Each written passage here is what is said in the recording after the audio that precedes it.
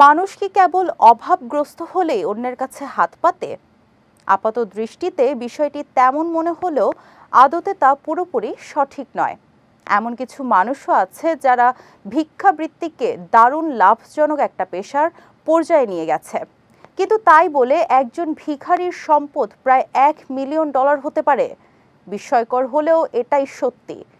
Millionaire এ ভিখারি সম্পর্কে শেখ তাসফিয়া করিম জানাচ্ছেন বিস্তারিত।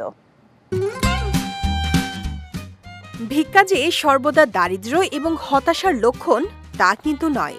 কিছু ব্যক্তির জন্য এটি একটি লাভজনক পেশা।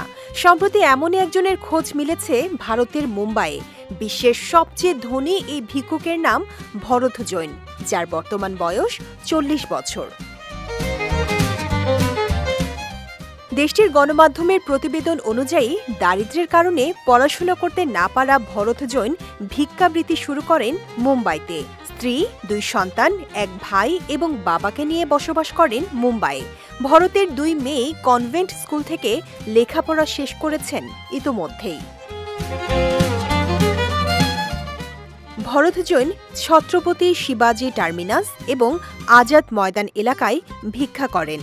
তার মোট সম্পদের পরিমাণ $1 মিলিয়ন বা 7.5 কোটি টাকা।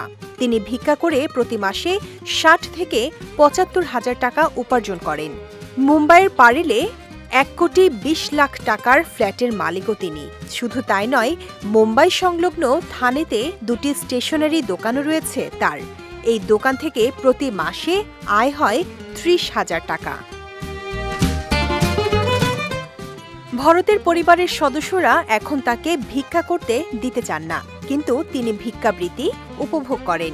এখনও মুম্বাইয়ের বিভিন্ন স্থানে ভিক্ষা করার মাধ্যমে অর্থ উপার্জন করে চলেছেন ভরত। শেখ তাসফিয়া করিম, বিজয় টিভি নিউজ ডেস্ক।